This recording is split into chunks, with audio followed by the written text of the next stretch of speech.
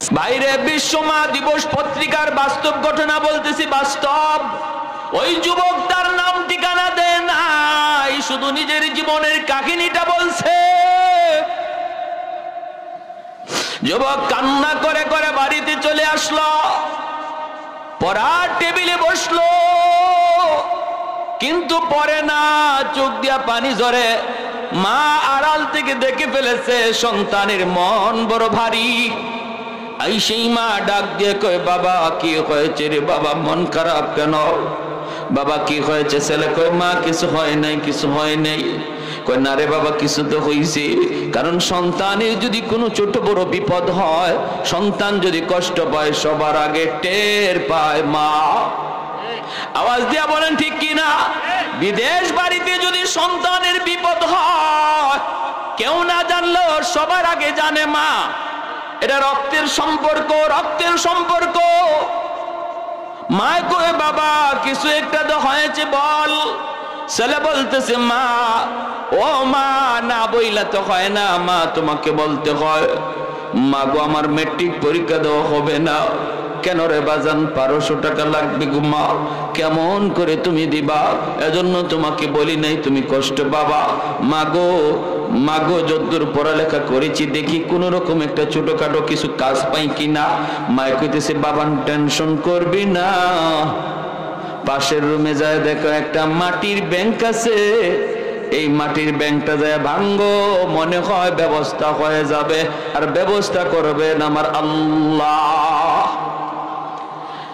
মাটির ব্যাংকটা দেয়া ভাঙলো, ভাঙ্গা পয়সাগুলি গনে গনে গনে বিসমিল্লাহ বলে গনে, গইনা দেখে মার রাখা সম্পদ, মার রাখা টাকা আল্লাহ বরকত দিয়ে দিছে, একদম 1200 টাকাই হয়ে গেছে।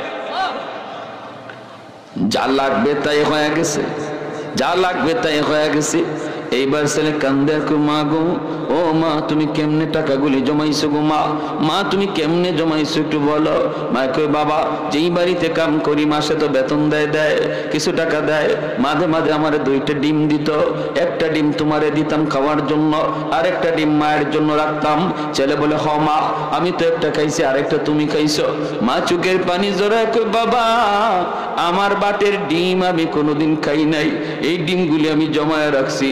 আমি জানি একদিন আমার সন্তানের পরীক্ষায় বেশি টাকা লাগতে পারে, নিজের মায়ের রেখে নিজের মায়ের অংশের ডিম বেচি বিক্রি কইরা এই টাকাটাই আমি মাটির ব্যাংকে জমাইছি, একদিন তোমার উপকারের জন্য। এই বইলা যুবক কান্দে, চোখের পানি জড়ায় জড়াইয়া, চোখের পানি জড়ায় জড়ায় যুবক কান্দে আর বলতেছে, আল্লাহর বলি। এরপরে আমি মেট্রিক পরীক্ষা দিলাম, পরীক্ষায় আমি পাশ করলাম, কলেজে পড়লাম, ঢাকাতে চলে আসলাম, ঢাকা এসে ঢাকা ইউনিভার্সিটিতে ভর্তি হলাম, ভালো একটা স্টুডেন্ট আমি হলাম, পরীক্ষায় পাশ করলাম, চাকরি আমার হইল, চাকরি আমার হইল। এরপরে আমার এক স্যার, আমার এক টিচার আমাকে বলতেছে, বাবা বাবা চাকরিটা দেওয়ার সময় স্যারে বলছে চাকরির ব্যবস্থা হবে, আমার মেয়েটাকে তুমি যদি বিয়ে করো, মেয়েটারে যদি বিয়ে করো। এইবার যুবক মায়ের কাছে যায় বলতেছে, মা গো চাকরিও হবে আর বউ পাইবা। মা তুমি কি বলো? মা কই, বাবা বড় লোকের মেয়ে ঘরে আনতে আমার বড় ভয় লাগে, কারণ বড় লোকের মেয়ে গরিবের ঘরে আইসা মানায় নেবে কিনা সন্দেহ।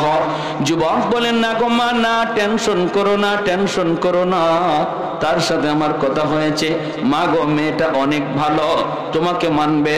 এই বইলা মাকে রাজি করাইছি। যুবক যুবক রাজি করাইয়া মাকে, যুবক রাজি করাইয়া বউটারে ঘরে নিয়ে আসছে। বাইরে দিন যায় রাত যায়, মা মনে মনে যা ভাবছিল তাই ঘটে গেল। পরলোকের শিক্ষিত মেয়ে গরিবের ঘরে আইসা গরিব মাকে মা কইয়া ডাকতে তার বড় শরম লাগে, শরম লাগে। বাইরে আস্তে আস্তে দিন যেতে লাগলো, মায়ের বিরুদ্ধে যুবকের কানে কানে নালিশ দেয়, স্বামীর কানে কানে নালিশ দেয় মায়ের বিরুদ্ধে, অফিস থেকে আসলে পরে মায়ের বিরুদ্ধে নালিশ দেয়। যুবক বলতেছে, আল্লাহর ওলি গো, প্রথম প্রথম আমি তার দেওয়া অভিযোগ আমি বিশ্বাস করি না, বরং আরো বলছি সাবধান, আমার মায়ের বিরুদ্ধে তুমি কোনো কথা বলবা না। জানো না তুমি আমার মা, আমার শুধু মা না, আমার মা, আমার মাও, আমার বাবাও সব কিছু মা করছে, মার বিরুদ্ধে কিছু বলবা না। কিন্তু আল্লাহর ওয়ালি একদিন প্রতিদিন একই কথা আর কত শোনা যায়।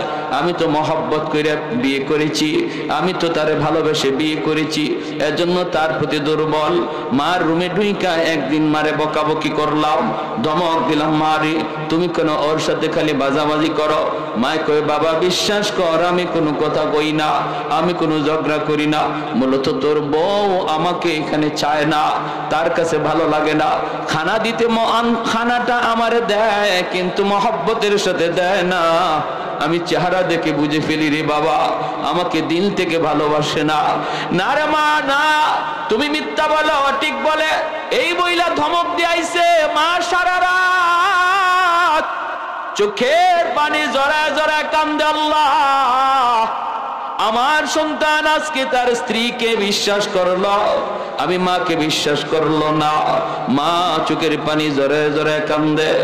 এইবার যুবক বলতেছে আল্লাহর বলি গো, একদিন দুই দিন তিন দিন যায় বকাবকি করি, একদিন অফিস থেকে আসার পর এমন ভাবে আমার মেজাজটা আমার স্ত্রী গরম করে দিল। এমনিতে অফিসে আমার মেজাজ গরম ছিল, বাড়িতে আসার পর আর মেজাজ গরম করে দিল। আমি মার রুমে ঢুইকা মারে বকাবকি কইরা মার গায়ে আমি হাত উঠায় ফেলছি। নাউজুবিল্লাহ। যেই মাত্র মার গায়ে হাত উঠাইছি, মা চিল্লানি দিয়া কই বাবা তুই তোর স্ত্রীর কথায় আজ আমি মার গায়ে হাত উঠে দিলি, একবারও তুই ভাবলি না আমার মার সে বাবার সে নিয়ে অন্যত্র বিয়ে দিবে, জীবন যৌবন সব আমি তোর মুখের দিকে তাকায় কাটায় দিলাম। আজ আমি বৃদ্ধা, গায়ে শক্তি নাই, মানুষের বাড়িতে কাপ কইরা কইরা তোর লেখাপড়ার খরচ জুগাইলাম। যেই হাতটা দিয়া তুই আমাকে মারলি, এই হাতটা শুধু মায় চুমায়া চুমায়া বড় করছি। তোর হাতের মধ্যে আমি মার হাজারো চুমা লেগে আছে, চুমা। মানুষ সন্তানের হাতটাকে লোশন দিয়া দিয়া বড় লোকের ছেলে লোশন দিয়া দিয়া সেটাকে বড় করে, আর আমি তো গরিব, আমি তো লোশন পাই নাই, কিন্তু চুমায়া চুমায়া তোর হাতটা বড় করছি। আজকে এই হাত দিয়ে বুঝি তুই মারে মারলি, হাত দিয়ে বুঝি তুই মারে মারলি। ঠিক আছে যা, আল্লাহ যেন তোর এই হাত ফসায় দেয়। যে হাত দিয়ে তুই আমারে মারছো, এই হাত যেন আল্লাহ ফসায় দেয়। তুই যেন আমার জানাজার নামাজ পড়তে না পারো। দুইটা বদ্ধ করেছে। যুবক কান্দে আর কই আল্লাহর বলি মা যেই মাত্র দুইটা বদ্ধ দিছে আমি টের পাইছি আমার পায়ের জমিন কাইপা উঠছে, জমিনটা কাইপা উঠছে। আমি তখনই বুঝছি আল্লাহর দরবারে মার বদ্ধ কবুল হয়ে গেছে, কবুল হয়ে গেছে। ভাইরে ওই যুবক বলতেছে আল্লাহর ওলি বেশ কিছুদিন পর আমি অফিস থেকে খবর পাইলাম মা মারা গেছে। জানাজা পড়ার জন্য আমি রওনা দিলাম। মা যে কেমনে মারা গেছে এটা মা জানে আর আল্লাহ জানে, আর কেউ জানে না। সন্তান যখন মারে কষ্ট দেয়, মা রাতের বেলা ঘুমায় না, এইদিকে ওইদিকে করর দেয়, চোখ দিয়া পানি জড়ায় জড়া বালিশটা ভিজায়, আর শুধু অশান্তি পায়। মারে অশান্তি দিয়া তুমি ঘুমাইবা। মায়ের নবী কয় এই ঘুম যদি তোমার জীবনের শেষ ঘুম হয়, মরতে দেরি জাহান্নামে যাইতে দেরি হবে না।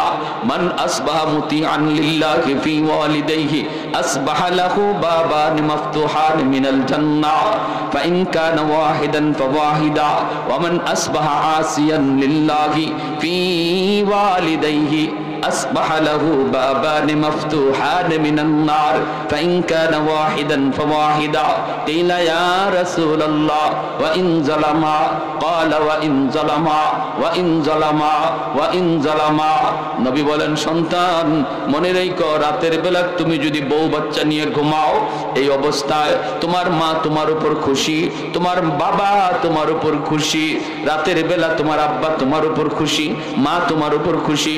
তুমি ঘুমাইছো, সকাল হওয়া মাত্রই আল্লাহ পাক তোমার জন্য জান্নাতের দুইটা দরজা খুলে দেয়।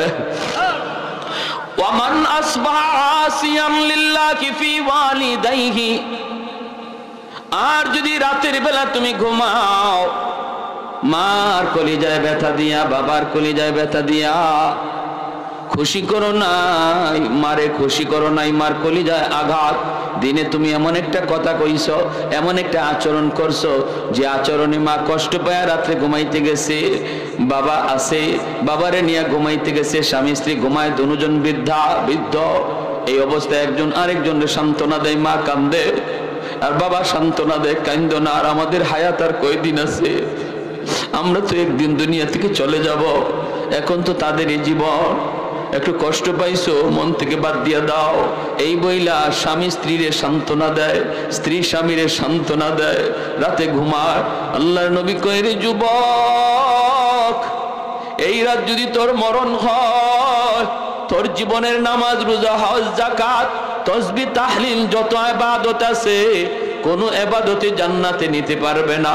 মরতে দেরি, জাহান্নামে যাইতে দেরি হবে না। নাউজুবিল্লাহ। তাহলে রাতের বেলা আমরা ঘুমাই, জানি না এই ঘুম জীবনের কার শেষ ঘুম, কারণ ঘুমটা হলো মরণের ভাই। আমরা ঘুমের দোয়াও পড়ি, আল্লাহুম্মা বিসমিকা আমুতু ওয়া আহইয়া, আল্লাহ তোমার নামে মরতেছি, তোমার নামে জিন্দা হব। অতএব আমি নিজে বলতেছি আমি মরতেছি, ঘুম না আমি মরতেছি, এই কথাটা নিজের মুখে বলতেছি আমরা। আল্লাহ নবী শিখায়া দিছে, বলো আমি মরতেছি আল্লাহ তোমার নামে, জিন্দা হব তোমার নামে। ঘুমন্ত ব্যক্তি আর মৃত ব্যক্তির ভিতরে তফাৎ নাই।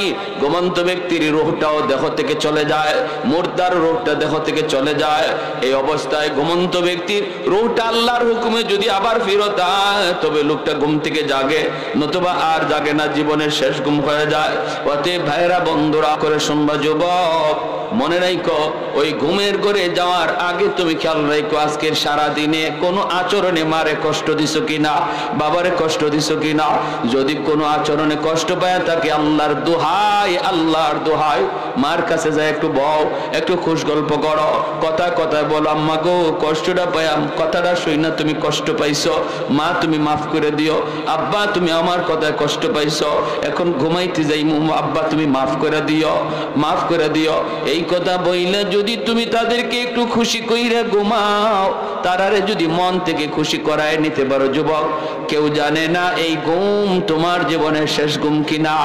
আল্লাহর নবী কয়, সকাল হওয়া মাত্রই তুমি যদি জীবিত অবস্থায় তুমি সকাল হয়, সকাল হইতে আল্লাহ জান্নাতের দুইটা দরজা তোমার জন্য খুলে দেয়। ভাইরা বন্ধুরা, যুবক কয়, আমি আওয়াজ পাইলাম মা মারা গেল, খবর পাওয়া মাত্রই আমি দ্রুত বাড়িতে আসতে চাইলাম, কিন্তু রাস্তাঘাটে এত সমস্যা, এত সমস্যা। মায় দুইটা বদ্ধ দিছিল, একটা হলো তুই যেন আমার জানাজার নামাজ পড়তে না পারো। আমি আসতে চাইলাম জানাজা পড়ার জন্য তাড়াতাড়ি, কিন্তু পারি নাই, রাস্তাঘাটে এত সমস্যা হয়েছে। আল্লাহর ওলি বসতে বসতে অনেক দেরি হয়ে গেল, মানুষজন আমাকে সারাই জানাজা পড়ে ফেলল। আমি আসা মাত্র এলাকার মানুষেরা কয়, বাবা অনেক দেরি হয়ে গেছে, মানুষে আর অপেক্ষা করে না, জানাজা পড়ে ফেলছি।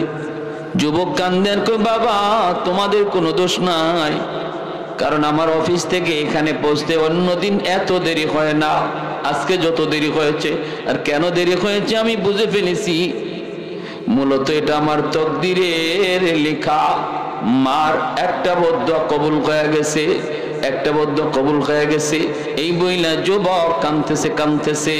ভাইরে বন্ধুরা, এরপরে যুবক বলে, আল্লাহর বলি আমি তো বুঝে গেছি দ্বিতীয় বদ্ধটাও কবুল হয়ে যাবে, তুই যেই হাত দিয়ে আমারে মারছো এই হাত যেন আল্লাহ পছায়া দেয়। অল্প দিনের ভিতরে আমি দেখলাম আমার ওই হাতের মধ্যে ফুরা দেখা দিছে, ফুরা। এই ফুরা থেকে পচন দুর্গন্ধ বের হয়, এই পচা জায়গার মধ্যে পুক জমে গেছে, পুক। ডাক্তার দেখাইতে গেলাম, অ্যান্টিবায়োটিক, হাই অ্যান্টিবায়োটিক দিল। ডাক্তাররা কয় আমরাও তো বুঝি না কেন তোমার পচন ভালো হয় না, কারণ এই ঔষধে তো পচন ভালো হওয়ার কথা, কেন হয় না আমরা তো বুঝতেছি না, আমরা তো বুঝি না। কিন্তু আমি দেখতেছি আমার পচন শুধু উপরে উঠতেছে, পুরা হাতটা পৌঁছে যাইতেছে, উপরে উঠতেছে। একটা পর্যায়ে ডাক্তার বলে আর আমাদের কাছে কোনো চিকিৎসা নাই। আমি ডাক্তারকে বললাম, ডাক্তার আমি জানি আমার রোগের ঔষধ কোথায়, আমার রোগ হলো আসমানে, চিকিৎসা করছো তোমরা জমিনে, আমার রোগ কোনোদিন ভালো হবে না, এটা আমার মার বদদোয়া, আমার বদদোয়া। এই যুবক বলো আল্লাহর ওলি, যে বউয়ের কারণে, যে স্ত্রীর কারণে মার গায়ে হাত উঠাইছিলাম, এই স্ত্রীও আমাকে ফালাইয়া বাপের বাড়ি চইলা আরেক লোককে বিয়ে করছে। আমি এখন একা, মানুষজন কেউ আমার বাড়িতেও থাকতে দেয় না, এত দুর্গন্ধ, এত দুর্গন্ধ। রাস্তায় রাস্তায় ঘুরি, চাকরি বাকরি সব আমার গেল, আপনজন প্রিয়জন সবাই এলাকা থেকে তাড়ায় দিল। এখন আমার রাস্তায় রাস্তায় ঘুরি আর মসজিদে মসজিদে থাকি। আমি এইভাবে কাপড় দিয়ে পেঁচায় পেঁচায় রাখি পছন্দ, যেন দুর্গন্ধ কেউ টের না পায়, টের না পায়। এই সব কিছু বাপ মার, ওই মায়ের বদদোয়া। এজন্যই নবী বলেছে, যুবক তিন ব্যক্তির দোয়া বদদোয়া সরাসরি কবুল। এর ভিতরে এক ব্যক্তি হলো বাপ মা, তাদের দোয়া বদদোয়া কবুল। যদি দোয়া নেও আব্দুল কাদের জিলানীর দোয়ার আগেও মার দোয়া বাবার দোয়া কবুল হবে। আর যদি বদদোয়া নেও, বাপ মার বদদোয়া ফিরাইবার মতো ক্ষমতা আসমানের নিচে কারো নাই। সাহাবায়ে কেরাম নবীর সাথে, আল্লাহ নবী বলেন, সাহাবীরা এই যে একটা কবর দেখা যাচ্ছে নতুন, আল্লাহ আমাকে অন্তর চোখে দেখাইতেছে, এই কবরের মধ্যে একটা যুবকের লাশ, আর জাহান্নামের আগুনে জ্বলতেছে, সাপের কামড় খাইতেছে, আগুনে পুড়তেছে, আর মা মা কয়ে চিৎকার করে কাঁদতেছে। রহমতের নবী বলেন, সাহাবীরা রে, আমি তো রহমতের নবী, এই কবরের পাশ দিয়া এই অবস্থায় যুবকের আমি চলে যাব, হয় না একটু সুপারিশ করব আল্লাহর কাছে, তোমরা আমিন আমিন বলবা। সাহাবায়ে কেরাম বলে, নবী গো আপনি হাত উঠান। আমার নবী, আপনার নবী উম্মতের কষ্ট দেখলে নবী সইতে পারে না, ঠিক কিনা? দরদি নবী, উম্মতের দরদি নবী। এই জন্য নবী কই, সাহাবীরা রে, তোমরা কেউ দেখো না, কিন্তু আল্লাহ আমাকে দেখাইছে এই কবরের ভিতরে যুবকের আযাব আযাব। আমি একটু আল্লাহর কাছে সুপারিশ করব, তোমরা আমিন আমিন বলবা। নবী হাত বাড়ায় দিলেন, মালিক, ও মালিক, তুমি তো আমাকে রহমতের নবী বলেছ, তুমি তো রহমতের নবী বলেছ। রহমতের নবী কবরের পাশ দিয়া চলে যাবে, আর কবরের ভিতরে আযাব হবে, হয় না, হয় না। আল্লাহ আমি তোমার দরবারে সুপারিশ করলাম, আল্লাহ তুমি যুবকের কবরের আযাব মাফ করে দাও। নবী যখন আল্লাহর কাছে দোয়া চাইলেন, সাহাবায়ে কেরাম আমিন বলে আমিন বললেন, আল্লাহ তুমি কবুল করো। নবী দেখেন আযাব বন্ধ হলো না। এরপরে মায়ার নবী আবারও হাত উঠাইলেন, মালিক, ও মালিক, মালিক, তুমি তো আমাকে রহমতের নবী বলেছ, আমি তো নিজে নিজে বলি না আমি রহমতের নবী। ওয়ামা আরসালনাকা ইল্লা রাহমাতাল লিল আলামিন, তুমি তো রহমতের নবী বলেছ। রহমতের নবী কবরের পাশ দিয়া গেলে যদি আযাব বন্ধ না হয়, তাহলে রহমতের নবী বানায় লাভ কি? আল্লাহ আবার হাত উঠাইলাম, নবী হাত উঠে দোয়া করেন, সাহাবীরা আমিন বলেন, আযাব বন্ধ হয় না। এইবার নবী আবার হাত উঠাইলেন আর কান্দেন, মালিক, কোথায় আমি ভুল করলাম? আমার হাতের দাম বুঝি তোমার দরবারে কবে গেল? এই হাতটা কোন জায়গায় অন্যায় করছে মালিক আমি বুঝি না, আমাকে বুঝায় দাও। আল্লাহ আমার কোথায় ভুল হয়ে গেছে আমাকে ধরায় দাও। আল্লাহ পাক রব্বুল আলামিন কয় বন্ধু তোমার হাতের দাম কমে নাই, হাতের দাম কমে নাই, তোমার কোনো দোষ না বন্ধু। যেই যুবকের আযাব হয় এই যুবকের মা এখনো দুনিয়ায় জীবিত, মার কলিজায় অনেক ব্যথা, মার কলিজায় অনেক ব্যথা। মরণের সময়ও মা সন্তানকে মাপ দেয় নাই, এত কলিজায় ব্যথা। ওই মা যতক্ষণ পর্যন্ত মাফ না দিবে আমি আল্লাহ তোমার দোয়াও কবুল করব না। যতক্ষণ পর্যন্ত মায় মাফ না দিবে বন্ধু তোমার সুপারিশও আমি কবুল করব না। আল্লাহর নবী, রহমতের নবী, মায়ার নবী তখন নিরাশ হয়ে গেলেন।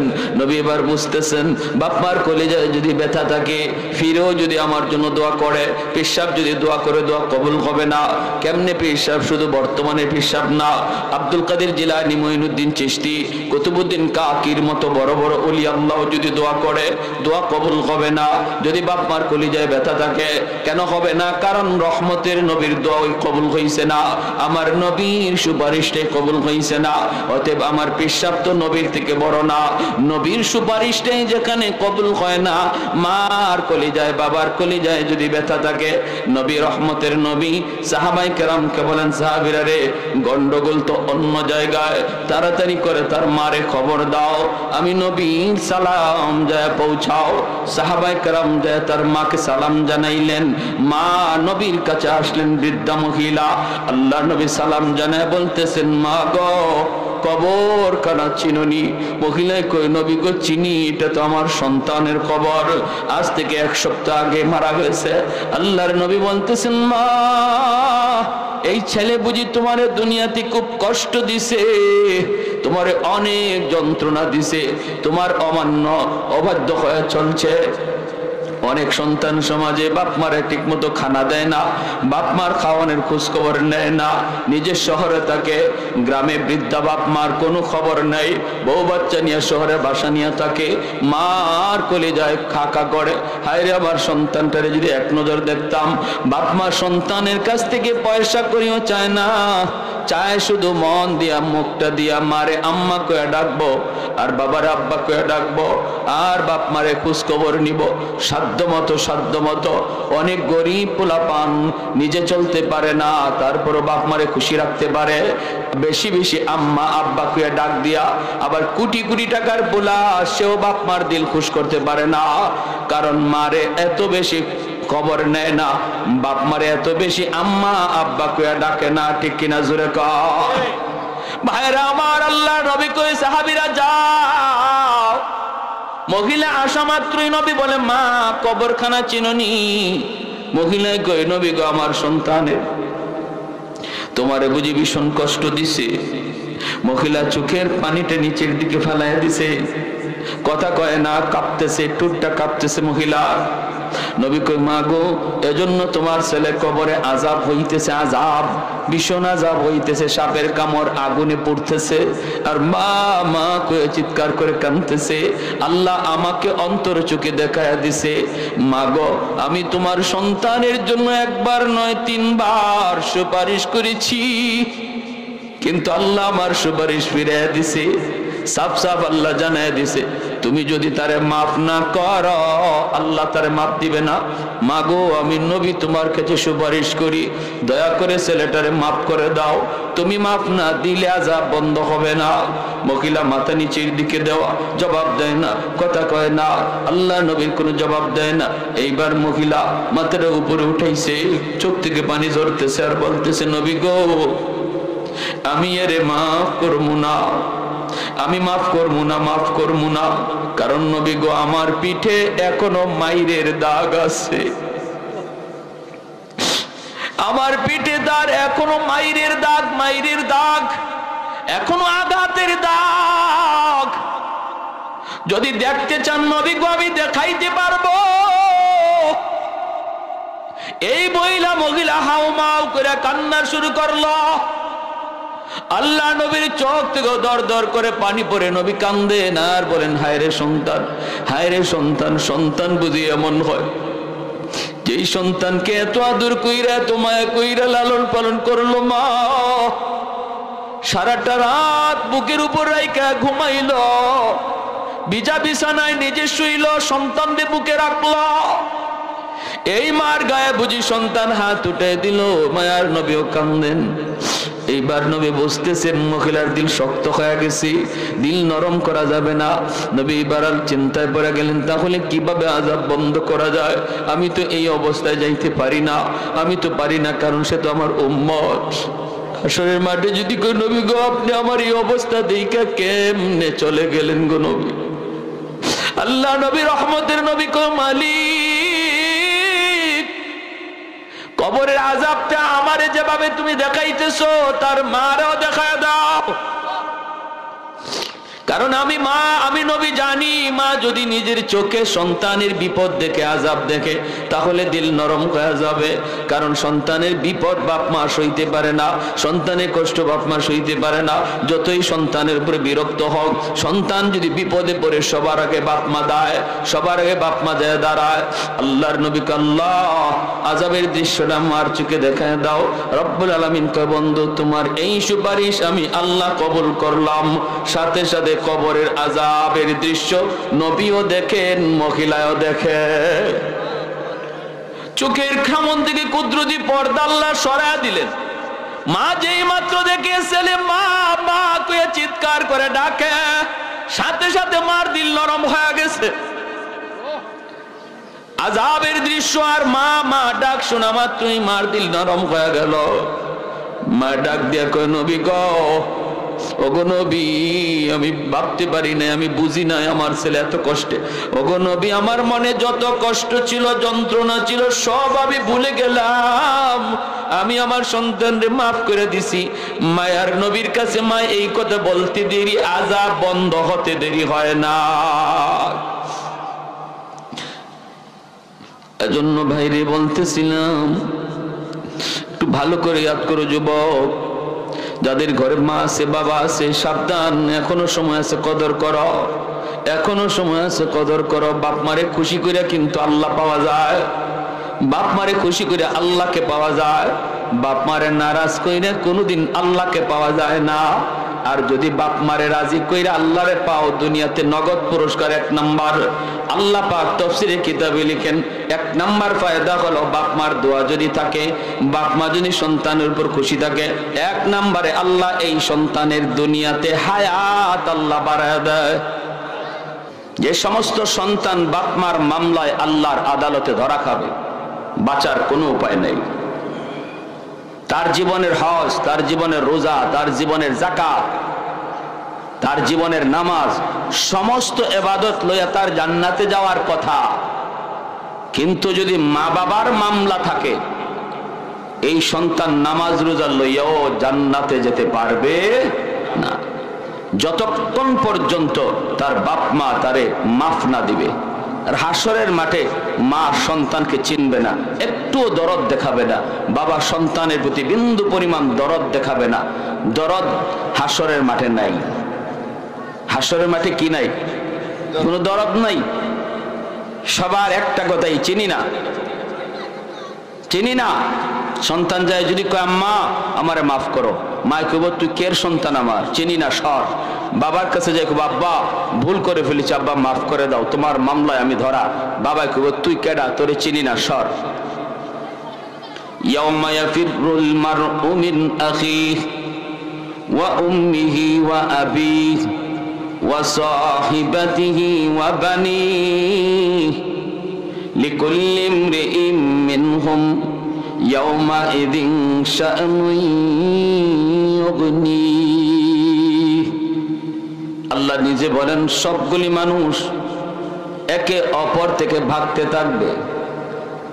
বন্ধু বন্ধুর কাছ থেকে, সন্তানের কাছ থেকে, মায়ের কাছ থেকে, স্বামী স্ত্রীর কাছ থেকে, স্ত্রী স্বামীর কাছ থেকে। কেউ কারো দিকে তাকাবে না, কেউ কারো প্রতি একটু দয়া দেখাবে না, বরং একটাই টার্গেট থাকবে, মা টার্গেট থাকবে সন্তানরে বিপদে ফেলাইয়া আমি মা কেমনে বেঁচে যাই। সন্তানের টার্গেট থাকবে বাপ মারে বিপদে ফেলাইয়া, বাপ মারে ধরা খাওয়ায়া, বাপ মার উপরে দোষ চাপায়া আমি কেমন করে মুক্তি পাই। স্বামী স্ত্রীকে বলবে, স্ত্রীর উপরে দোষ চাপায়া স্বামী কেমন করে মুক্তি পায়, এই চিন্তা হাসরের মাঠে দুনিয়ার সকল স্বামীরা করবে। হাসরের মাঠে সমস্ত স্ত্রী একই টার্গেট নিবে, যদি কাউকে বিপদে ফেলাইও আমি বাঁচতে পারি, কারণ ওই দিন কেউ কারো টেনশন নিবে না, শুধু ইয়া নাফসি বইলা নিজে বাঁচার ফিকির করবে। যেরকম সুবহানাল্লাহ। এজন্য বলি রে আল্লাহর গোলাম, কার জন্য দুনিয়ায় কি করো? হারাম পথে তুমি চললা, হারাম কামাই ঘরে ঢুকাইলা, কার জন্য তুমি কি করলা? কেউ সেদিন তোমার সাহায্যের জন্য বিন্দু পরিমাণ আগাবে না, একটু দরদ দেখানোর জন্য সন্তান আসবে না, স্ত্রী স্বামীর পাশে একটু দাঁড়াবে না। তাহলে তুমি স্বামী স্ত্রীকে খুশি করার জন্য কেন তুমি হারাম পথে আগাইতেছ? কেন তুমি সুদের ব্যবসা করো? কেন তুমি ঘুষ খাইতেছ? কেন তুমি আরেকজনের হক মাইরা স্ত্রীকে তুমি পালতেছ, সন্তানরে খাওয়াইতেছ? না রে ভাই, একটু চিন্তা করে দেখো, হালাল পথে যেই মানুষটা চলে, যদিও তার ইনকাম কম, তবুও তার সংসার চলতেছে, বউ বাচ্চা সেও পালতেছে। তুমি কেন পারবা না? তুমি কেন এত বড় বোঝা মাথায় নিচ্ছ? হাসরের মাঠে স্ত্রী বলবে, মালিক আমি জানি না, আমি জানি না, আমি জানি না। সন্তান বলবে, আমি জানি না, জানি না, আমার আব্বা কেন হারাম করে ঢুকাইলো, আমার বাবাকে আপনি জিজ্ঞেস করেন। স্ত্রী বলবে, স্বামীরে জিজ্ঞেস করেন। কেউ কারো পাশে একটু দাঁড়াবে না, একটু সাহায্যের জন্য আগাবেও না। বাইরের জন্য মনে রাখবা, হারাম টাকা ঘরে ঢুকাইয়া তুমি ঘর বানাইছো, সুদের টাকা দিয়ে ঘর বানাইছো, এত বড় ঘর। তুমি কিন্তু একা থাকো না, একা কিন্তু থাকো না, থাকো তুমি একটা কাটে একটা রুমে, 10টা রুমের মধ্যে অন্য মানুষেরা থাকে, তোমার সন্তান থাকে, মেয়ে থাকে, বাবা থাকে, মা থাকে, আত্মীয় স্বজন ভাই বোন তারা থাকে, মেহমান আসলে পরে অন্য রুমে থাকে। তোমার ওই 10টা রুমের মধ্যে একটা রুমে তুমি শুধু জীবন কাটাইলা, 9টা রুম ব্যবহার করলো অন্যরা। কিন্তু হাসরের মাঠে ওই 9 রুমের হিসাব আল্লাহ তোমার কাছ থেকে একা নিবে। পাতিল ভরা ভাত, পুরা পাতিলের ভাত তুমি একা খাও না, একা খাও না। তুমি খাইছো 1 প্লেট, 2 প্লেট, আরো 20টা প্লেট, 100টা প্লেট অন্যরা খাইলো। কিন্তু আল্লাহ পাক রব্বুল আলামিন পুরা পাতিলের ভাতের হিসাব নিব আল্লাহ তোমার কাছ থেকে, একা তোমার কাছ থেকে হিসাব নিব। তাহলে বলো তো দেখি, ও আল্লাহর গোলাম, হিসাব দিবা তুমি একা, ব্যবহার করবে সবাই, তারপরে এতটুকু বোঝার পরেও কেন তুমি হারাম খাওয়ায়া লালন পালন করো? কেন তুমি হারাম টাকা দিয়ে ঘর বানাও? কেন তুমি হারাম টাকা দিয়ে করে খাওয়ানোর আয়োজন করো? এর দায়ভার তো আর কেউ নিবে না, নিতে হবে নিজেকে একা। এতটুকু বোঝার পরেও যারা হারাম ঘরে ঢুকায়, বলুন তো এরা বুদ্ধিমান নাকি বোকা? চরম পর্যায়ের বোকা। বোকা না হলে এমন করে না, এমন করে না। হাসরের মাঠে আল্লাহর আদালতে বাপ মার মামলা হবে সন্তানের বিরুদ্ধে, সবচেয়ে বড় জটিল মামলা। মা বলবে, মালিক আমার সন্তান আমার সাথে ভালো আচরণ করে নাই, জীবনে কোনোদিন আমার সন্তান শিশুকালে আমি আগে নিজে খাই নাই, আমার কলিজার টুকরা সন্তানকে আগে খাওয়াইছি, তারে আগে তো আমি পেট ভরাইছি। আগে তার ক্ষুধা নিবারণ করেছি, এরপরে আমি মা থাকলে খাইছি। কিন্তু আজ আমার সন্তান বড় হয়েছে, আমি বৃদ্ধ হয়ে গেছি, আমার শরীরে শক্তি নাই, আমার শরীরে শক্তি নাই, আমি একা একা একটা রুমে পড়ে আছি। আমার সন্তান বউ বাচ্চা নিয়ে আগে খায়, আমি মার কথা আগে চিন্তা করে না। বাজার থেকে কমলা আনে, বাজার থেকে সিজনের ফল আনে, এই ফল আইনা আমার সন্তান বউ বাচ্চা নিয়ে আরামে খায়, আমি মা শুধু কমলার ঘ্রাণ পাই। অথচ জীবনে কোনো দিন কমলা বাজার থেকে আইনা এই কমলা নিজে মুখে দেই নাই, কমলাটা সুলায়া সুলায়া আমার সন্তানের মুখে আগে দিছি, আমার সন্তানের মুখে আগে দিছি। বাবা চোখের পানিটা ঝরায় কইব মালিক জীবন ভর আমার সন্তানরে আমি ঔষধ কিনে দিছি। আমি বাবা জীবনে কত অসুস্থতায় ভুগলাম, ডাক্তার দেখাইলাম না, পকেটে টাকা নাই, কিন্তু আমার সন্তান অসুস্থ হলে আমি দৌড়ে ডাক্তারের কাছে নিয়ে গেছি, পকেটে টাকা নাই, ধার করেছি, ঋণ করেছি। আমি বাবা কোনো দিন সন্তানের চিকিৎসার অভাবে রাখি নাই। আজ আমি বৃদ্ধ হয়েছি, আমি অসুস্থতায় ভুগি, পকেটে নাই টাকা, ওষুধ কেনার মতো সামর্থ্য আমার নাই, গায়ে আমার শক্তি নাই, কোমরে জোর নাই, কোমরটা বাঁকা হয়ে গেছে, চোখে আমি ভালো কিছু দেখি না। কিন্তু আমার সন্তান বাজারে গেল, নিজের ঔষধ কিনলো, সন্তানের ঔষধ কিনলো, কিন্তু আমি বাবার ঔষধটা আনলো না, আমার ঔষধটা আনলো না। আমি অসুস্থতায় কষ্ট করে করে মারা গেছি। ও মালিক, আজ তোমার দরবারে আমার মামলা, তোমার আদালতে আমার মামলা। দুনিয়ার জীবনে যে সমস্ত বাপ মার চোখ দিয়া চোখের পানি পড়ছে, এক ফোঁটা চোখের পানি যদি ঝরে যুবক, মায়ের চোখের পানির ফোঁটা জমিন বরদাস্ত করে না, বাবার চোখের পানির ফোঁটা জমিন বরদাস্ত করে না। প্রতিটা পানির ফোঁটা আল্লাহর আদালতের ফাইলে যায় জমা হয়, আল্লাহর আদালতের ফাইলে গিয়া জমা হয়, মামলা রেডি হয়ে যায়, মামলা রেডি হয়ে যায়। দুর্বলের চোখের পানির ফোঁটা আল্লাহর আদালতে মামলা হিসাবে দায়ের হয়। এজন্য সাবধান, মনে রাখবা, সাবধান, দুর্বলের উপরে কখনো জুলুম করবা না, ঘরের স্ত্রীর উপরে জুলুম করবা না। স্ত্রী তোমার ঘরের মধ্যে সে দুর্বল, সাথে কাউকে সে আনে নাই, মা আনে নাই, বাবা আনে নাই, ভাই আসে নাই, বোন আসে নাই, আপন বলতে কেউ আসে নাই, একা একা স্বামীর হাত ধরে এসেছে। যেই মেয়েটা জীবন কাটাইল, যৌবন কাল পর্যন্ত বয়সটা কাটায় দিল মায়ের সাথে, বাবার সাথে, ভাইয়ের সাথে, বোনের সাথে, প্রতিবেশী, আপনজন, প্রিয়জনের সাথে, সে তার জীবনের ওই সময়ের অংশটুকু, পুরা জীবনের ওই অংশটুকুকে ভুলে স্বামীর হাত ধরে অচেনা অজানা এক জায়গায় পাড়ি দিল। ওই এলাকার মানুষ কেমন সে জানে না, ওই ঘরের মানুষগুলি কেমন তাও জানে না, শ্বশুরের মেজাজ কেমন জানে না, শাশুড়ির মেজাজ কেমন জানে না, দেবরের মেজাজ কেমন জানে না, ননদের মেজাজ কেমন জানে না। তারপরও স্বামীর ভালোবাসা নিয়া স্বামীর হাত ধরে চলে এসেছে, সব কিছু বরণ করে নিয়েছে। চিরদিনের জন্য আপন মানুষগুলাকে পর বানায়া, চিরদিনের জন্য আপন মানুষগুলাকে পর বানায়া, স্বামী তোমাকে আপন বানাইয়া স্বামীর সংসারের মানুষগুলারে আপন বানায়া সে চলে আসছে। এখানে তার রক্তের কেউ নাই, কেউ নাই। যদি তুমি তার উপরে জুলুম করো, তারে কষ্ট দাও, তার পক্ষে কেউ দাঁড়াবার মতো লোক এখানে নাই। সবাই তোমরা এক, আর কিন্তু সে একজন ভিন্ন। এই অবস্থায় সে দুর্বল, সে দুর্বল, সে দুর্বল। নবী বলেন, সালাসাতুন দাওয়াতুম মুস্তাজাবাতুন লা শাক্কা ফি, দাওয়াতুল মাজলুম ওয়া দাওয়াতুল মুসাফির ওয়া দাওয়াতুল ওয়ালিদ আলা ওয়ালাদিহি। নবী বলেন, তিন ব্যক্তির দোয়া বদদোয়া আল্লাহর দরবারে সরাসরি কবুল হয়ে যায়।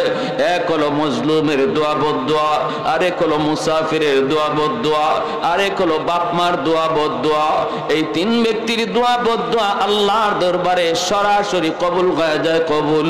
এজন্য ভাইরি, ঘরের মধ্যে দুর্বল হলো স্ত্রী, অতএব স্ত্রীর উপরে জুলুম কইরো না, যখনই তার উপরে টর্চারিং করবা, জুলুম করবা, তার এক ফোঁটা চোখের পানি যদি পাক করে যায় পড়ে, আল্লাহর জমিন বরদাস্ত করে না, সাথে সাথে মালিকের আদালতের ফাইলে যায় জমা হয়ে যায়। অতএব ভাইরে সাবধান, মনে রাখবা, বাপ মার চোখের পানি জমিন সয় না, স্ত্রীর চোখের পানি জমিন সয় না, দুর্বলের চোখের পানি জমিন সইতে পারে না।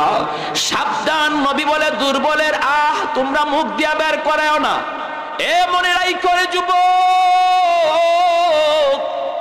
গোষ্ঠীর পাওয়ার দেখায়া, ক্ষমতার পাওয়ার দেখায়া, টাকার পাওয়ার দেখায়া দুর্বলের চোখের পানি জমিনে ফালায়ও না, ফালায়ও না।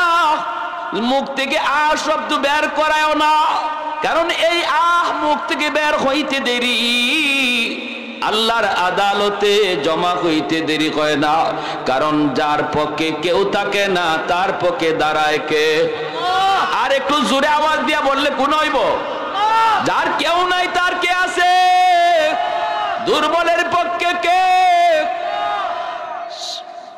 এজন্য বলতেছি, একটু মনোযোগ দিয়ে খেয়াল করে দিলের কথাগুলি শোনো।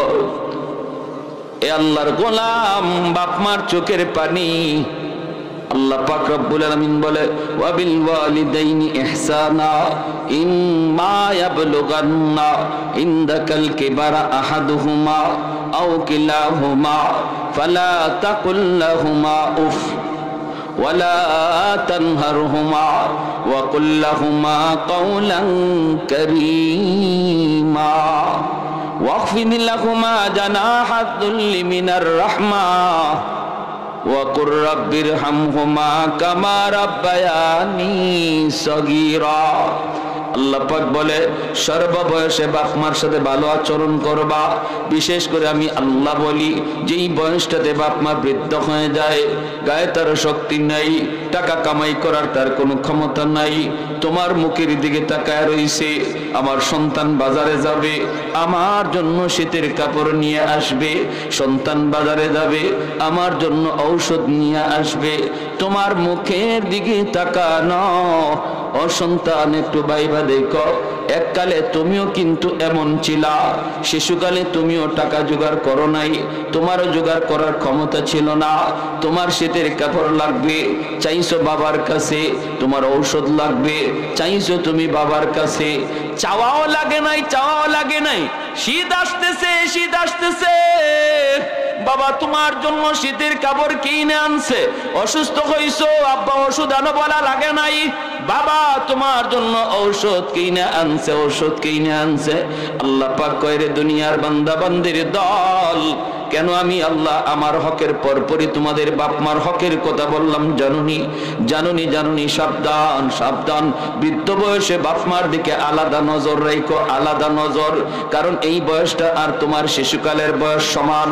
শিশুকালে তোমার বাবা যেইভাবে তোমার খেয়াল করছে, সেইভাবে তোমার যত্ন নিয়েছে, যেইভাবে তোমার হাজতটা আগে পূরণ করেছে, বৃদ্ধ বয়সে তুমিও বাপ মার দিকে ওই রকম নজর রাখো, যেন মায় বলতে হয় না বাবা শীত লাগে কাপড় আনো, বলতে যেন হয় না, বাবা যেন এই কথা বলতে হয় না, বাবারে আমার ঔষধ শেষ, ঔষধ কিনে আনো, বরং তুমি নিজেই খবর নাও বাবার ঔষধ আসেনি না নাই, তুমি নিজেই খবর নাও বাবা আমার শীতের কাপড় আসেনি না নাই।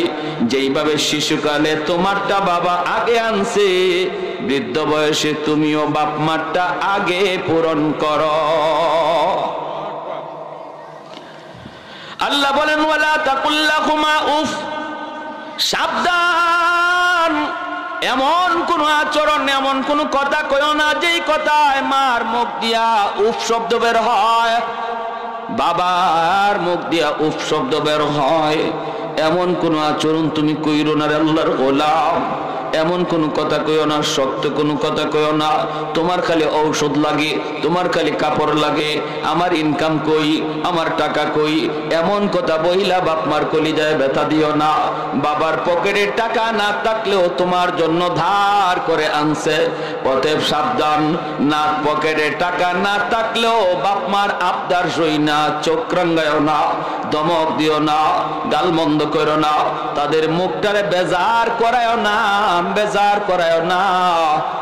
কারণ যদি তার মুখ থেকে একটা বদদুয়া বের হয়, বের হয়, আল্লাহ পাক রব্বুল আলামিন কয় বন্ধু তুমি জানায় দাও রিদার রাব্বি ফি রিদাল ওয়ালিদাইন ওয়া সাখাতুর রাব্বি ফি সাখাতিল ওয়ালিদাইন। যেই সন্তানের উপরে তার বাপ মা রাজি থাকে আমি আল্লাহ তার উপর রাজি থাকি, আর যেই সন্তানের উপরে বাপ মা নারাজ আমি আল্লাহ তার উপরে নারাজ। নামাজ পড়লেও আমারে রাজি করাতে পারবে না, হজ কইরেও রাজি করাতে পারবে না, মসজিদ বানায় দিও আমাকে রাজি করাতে পারবে না। বছরে বছরে বছরে বছরে লক্ষ লক্ষ টাকা মসজিদ মাদ্রাসা দান কইরো আমি আল্লাহকে রাজি করানো যাবে না যদি বাপ মা রাজি না থাকে। আর যদি বাপ মা রাজি থাকে তাহলে মনে রাখো হাজারো আব্দুল কাদের জিলানী একদিকে যদি তোমার জন্য দোয়া করে, আর তোমার মা তোমার বাবা খুশি হইয়া যদি খালি হাতে দোয়া করে, নবী বলেন আব্দুল কাদের জিলানী একজন নয়, হাজার আব্দুল কাদের জিলানীর দোয়া কবুল হবে কি হবে না কোনো গ্যারান্টি নাই। কিন্তু আমি নবী বললাম ভাঙ্গা ঘরে মায়ের দোয়া বাবার দোয়া কবুল হবে, গ্যারান্টি আছে। আর একটু জোরে কোন সুবহানাল্লাহ। এজন্য কারে খুশি করো, সবার আগে এমন মানুষে খুশি করো যার দোয়া কবুল হওয়ার গ্যারান্টি আছে, ঠিক না? বাজার থেকে একালি কমলা আনো, এরি মারে বেশ খুশি করতে বেশি টাকা লাগে না রে যুবক, বাবারে খুশি করতে বেশি টাকা লাগে না। বাজার থেকে একালি কমলা কিনে আনছো, ছেলের হাতে আগে না, মেয়ের হাতেও আগে না, স্ত্রীর হাতেও আগে না। সুজা মায়ের রুমে যায় ঢুকো, বাবার রুমে যায় ঢুকো, ডুইকা বলো আম্মা আজকে বাজার থেকে একালি কমলা আনছি, আব্বা তোমার জন্য আজকে কমলা আনছি, আম আনছি। এই কথাটা বইলা মায়ের হাতে দাও, দেখবা মায়ের কলিজাটা খুশি হয়ে গেছে। তোমার মা কিন্তু নিজে খাবে না, তোমার সন্তানকেই সবার আগে ডাক দিবে, কইরে আমার নাতি, কইরে আমার নাতিন আয়, তাদের হাতেই আগে কমলাটা সিলাইয়া দিবে। কিন্তু মার হাতে দেওয়ার সাথে সাথে যেই মা তোমার কলিজা খুশি হয়, আল্লাহ পাক রব্বুল আলামিন কয় বন্ধু জানায় দাও মার কলিজা খুশি হওয়ার সাথে সাথে আমি আরশের মালিক খুশি হয়ে গেলাম। বাবার কলিজা খুশি হওয়ার সাথে সাথে আমি আল্লাহ খুশি হয়ে গেলাম, খুশি হয়ে গেলাম। এজন্য বলি যুবক, মারে বেশি বেশি কইয়া আম্মা কইয়া ডাক দাও, বাবারে বেশি বেশি আব্বা কইয়া ডাক দাও, বেশি আব্বা কইয়া ডাকবা। বড় হয়ে গেছো, মা কইতে বুঝি লজ্জা লাগে, আম্মা কইয়া ডাক দিতে বুঝি তোমার লজ্জা লাগে? না না রে যুবক না, তোমার তো টার্গেট থাকা দরকার, আমার আল্লাহরে কেমনে আমি খুশি করব, কেমন করে আমি মরণের পরে জান্নাত পাবো। জান্নাত তো তোমার ঘরে। আম্মারে যতবার আম্মা কইয়া ডাক দিবা, ঘন ঘন আম্মা আম্মা ডাকবা, দেখবা মার দিল অটোমেটিক খুশি হয়ে গেছে, ঠিক কিনা? আব্বারে বেশি বেশি আব্বা কয়ে ডাক দিছো, বাবার দিল খুশি হয়ে গেছে, খুশি হয়ে গেছে। বাজারে যাইতেছো, আম্মা একটু বাজারে যাই, মা কিছু লাগবো নি, মা খুশি হয়ে গেছে। হায় আমার সন্তান বড় হয়েছে, বাজারে যাবে, হারায় যাওয়ার কোনো ভয় নাই, আমারে জিগানোর প্রয়োজন নাই। তারপরও আমারে আমার সন্তান জিগায় যায়, মা খুশি, আল্লাহ আমার সন্তানের উপর আমি খুশি। রব্বুল আলামিন কয় আমিও তোমার সন্তানের উপরে খুশি। সুবহানাল্লাহ, জোরে কোন না মিয়া। বাবারে জিগায় যায়, বাবা বাজারে যায়, ও আব্বা ওষুধ আসেনি, কিছু লাগবে কিনা গো আব্বা বলো। যাওয়ার আগে কথা বলার আগে কো আব্বা, কথার শেষে কো আব্বা। আল্লাহ পাক শুনেনি না, শুনে না? রব্বুল আলামিন কয় তোর সন্তান তোর কলিজা খুশি করেছে, আমি আল্লাহ তোর সন্তানের উপর খুশি হয়ে গেছি। রাদার রাব্বি ফি রাদাল ওয়ালিদাইন ওয়া সাকাতুর রাব্বি ফি সাকাতিল ওয়ালিদাইন। বাইরে একটু মনোযোগ দিয়ে শুনো, আমার নবী মায়ার নবী সাহাবায়ে কেরামদেরকে নিয়া জিরানা নামক জায়গার ভিতরে নবী বসা। হঠাৎ করে নবী দেখেন একজন মহিলা লাঠিতে বর দিয়া কোমরটা বাঁকা হয়ে গেছে, নবীর দিকে আসতেছেন। আল্লাহর নবী এই দৃশ্যটা দেখা মাত্রই চেহারাটা নবী দেখে চিনে ফেলছেন। মায়ার নবী সাহাবায়ে কেরামের মজলিস রেখে নবী দৌড় দিয়া মহিলার দিকে আগাইতে লাগলেন। সাহাবায়ে কেরাম অবাক অবাক। রহমতের নবী কারো সম্মানে কখনো দাঁড়ান না, আগায় যাওয়ার প্রয়োজন হয় না, কারণ আমার নবীর চেয়ে সম্মানী জমিনে আর কেউ নাই, ঠিক না? উঠতে হয় না, যাইতে হয় না। কিন্তু এই সেই মহিলাকে কি তার পরিচয়, কি তার পরিচয়? যার সম্মানে মায়ার নবী শুধু দাঁড়ালেন তা নয়, নবীজি দৌড়ে যাইতেছেন, যেরকম সুবহানাল্লাহ। সাহাবায়ে কেরাম পিছনে পিছনে দৌড়াইতেছেন, সাহাবায়ে কেরাম পিছনে পিছনে দৌড়ান। মায়ার নবী কাছে যায় বলতেছেন, মা গো, ও মা, তুমি কষ্ট করে কেন মুহাম্মাদের দরবারে একবার তুমি খবর দিলা না কেন? আমাকে খবর দিলেই তো মুহাম্মদ তোমার দরবারে হাজির হয়ে যেত। মা গো, মুহাম্মাদের দরবারের চেয়েও তুমি মার দরবার অনেক দামি। মা, এই বই আমার নবীর চোখ দিয়া দর দর করে পানি ঝরে,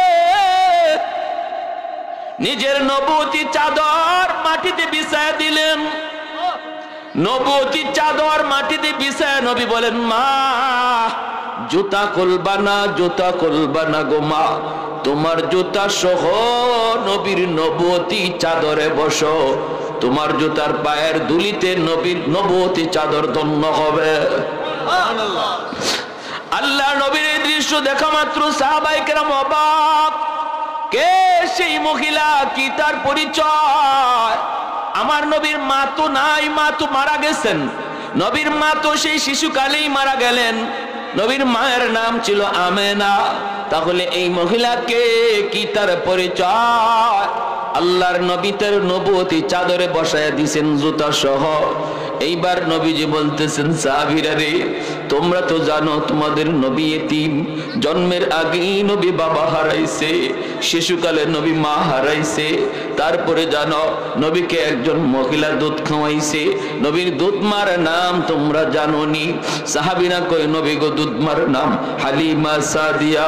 আল্লাহর নবী বলেন, সারা জীবন শুধু নাম শুনেছো, নাম শুনেছো, জীবনে কোনোদিন দেখো নাই, আজকে নিজের চোখে দেখে নাও। নবীর নবুয়তি চাদরে যিনি বসলেন ইনি আর কেউ নন, ইনি নবীর দুধ মা, যার নাম হলো হালিমা সাদিয়া। কৌনৈন মুখতার খোদা তুমকো বানায়া, कौनैन मुख्तार खुदा तुमको बनाया, उम्मत का निगाहबान खुदा तुमको बनाया, उम्मत का निगाहबान खुदा तुमको बनाया। मौला मेरा आका मेरा रहमत की नबी है, तजदार मदीना है तो बाग़ अरबी है, तजदार मदीना है तो बाग़ अरबी है। अशजार ने देते हैं नबूवत के शहादत, तशकीक कमर में है तो अंगुल की इशारात, तशकीक कमर में है तो अंगुल की इशारात। একটু জোরে সুরে কোন আল্লাহু আকবার, মুসলমানের আওয়াজে কোন আল্লাহু আকবার। করাচির হযরত নামাজ পড়েন আর দেখেন একটা যুবক ডান হাত কাপড় দিয়ে পেঁচানো। তো উনি নামাজ শেষ করার পরে যুবককে ডাক দিলেন, ডাক দিয়ে বলতেছেন, যুবক, তোমার নামাজটা আমার বড় পছন্দ হয়েছে, কিন্তু ডান হাত কাপড় দিয়ে পেঁচানো কেন? কাপড় দিয়ে পেঁচানো কেন? এই কথা বলতেই যুবক বলতেছে, আল্লাহর ওলি, আমার ডান হাতে পচন শুরু হয়েছে, দুর্গন্ধ বের হয়। এই পচনের দুর্গন্ধ এত খারাপ, যদি আমি কাপড় দিয়ে পেঁচায় না রাখি তাহলে মসজিদের ভিতরে দুর্গন্ধে কেউ টিকতে পারবে না, এজন্য পেঁচায় রাখে। আল্লাহর ওলি তখন বলেন, যুবক কেন তুমি কি কোনো ডাক্তার দেখাও না? যুবক বলতেছে, আল্লাহর ওলি আমি সব ডাক্তার দেখাইছি, কিন্তু কোন ডাক্তার আমার রোগ ধরতে পারে না, কোন ডাক্তার আমার রোগ ধরতে পারে না। বলে ভালো ডাক্তার দেখাও। যুবক বলে, ভালো ডাক্তার শুধু না, ভারত পাকিস্তানের যত ভালো ভালো ডাক্তার সব ডাক্তার দেখানো শেষ, কেউ রোগ ধরতে পারে না। অ্যান্টিবায়োটিক খাই, অ্যান্টিবায়োটিক দেওয়া হলো, কিন্তু আমার রোগ ভালো হয় না। আমি তো বুঝে গেছি কেন আমার রোগ ভালো হয় না। ডাক্তাররা আমার রোগ ধরতে না পারলেও আমি আমার রোগ ধরে ফেলেছি।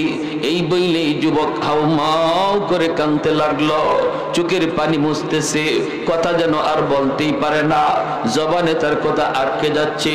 আর যুবক বলতেছে, ওগো আল্লাহর ওলি আমার রোগটা কোথায়? আমি ধরে ফেলেছি, আমার রোগ হলো আসমানে, চিকিৎসা চলছে জমিনে, জীবনে কোনোদিন রোগ ভালো হবে না। আগুন লাগছে শেরপুর, পানি দেয় ফরিদপুর, জীবনে কোনোদিন আগুন নিভবে না। আমার রোগ হলো আসমানে, চিকিৎসা হইতেছে জমিনে, কোনোদিন রোগ ভালো হবে না। আল্লাহর ওলি বলেন, যুবক কান্না থামাও, কি হয়েছে তুমি বলো। যুবক তখন কান্দে আর কয়, আল্লাহর ওলি আমি আমার মায়ের একমাত্র সন্তান, আমার কোনো আর ভাই নাই বোন নাই, আমি আমার মায়ের একমাত্র সন্তান, একমাত্র সন্তান আমার মা। আমি দুনিয়াতে আসার কিছুদিন পরে আব্বা মারা গেলেন, তারপরে আমার মাকে আমার নানা নানি মামা মামি তারা আসছিল নিয়ে যাওয়ার জন্য, অন্যত্র বিয়ে দেবে, কিন্তু আমার মা যায় না। মা বলতেছে আমি আর দ্বিতীয় বিয়ে বসবো না, আল্লাহ আমার একটা মানিক দিছে, আমি আমার সন্তানের চেহারা দেখে জীবন যৌবন কাটায় দেব, আমি আর কোথাও বিয়ে বসবো না, স্বামীর ঘরেই আমি থাকব। এই বইলা মা আমাকে লইয়া, আমাকে নিয়ে স্বপ্ন দেখা মা জীবন যৌবন কাটায় দিল। আমি স্কুলে ভর্তি হলাম, স্কুলে ভর্তি হলাম, মা আমাকে স্কুলে লেখাপড়া করাইলেন, মানুষের বাড়িতে কাম কাজ কইরা, মানুষের কাছ থেকে দাঁড়াই না, মা এইভাবে আমার লেখাপড়া যোগাইতেছেন, খাতা কলমের ব্যবস্থা মা করতেছে।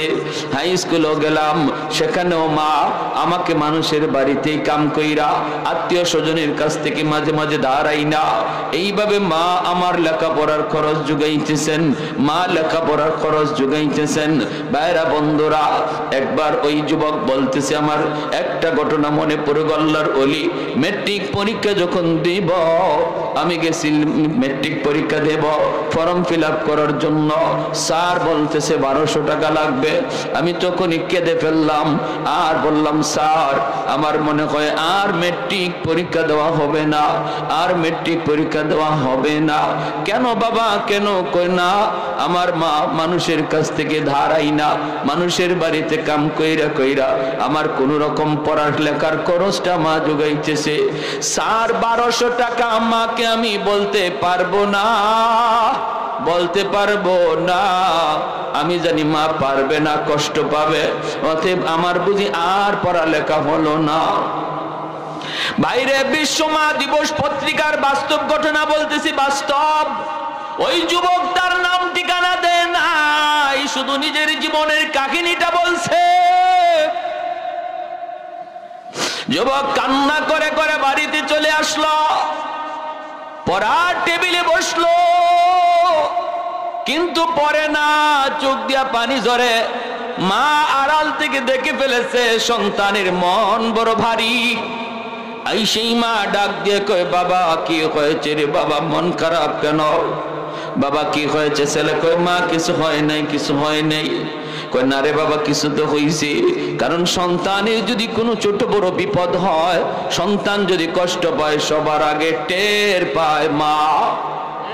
আওয়াজ দিয়া বলেন ঠিক কিনা?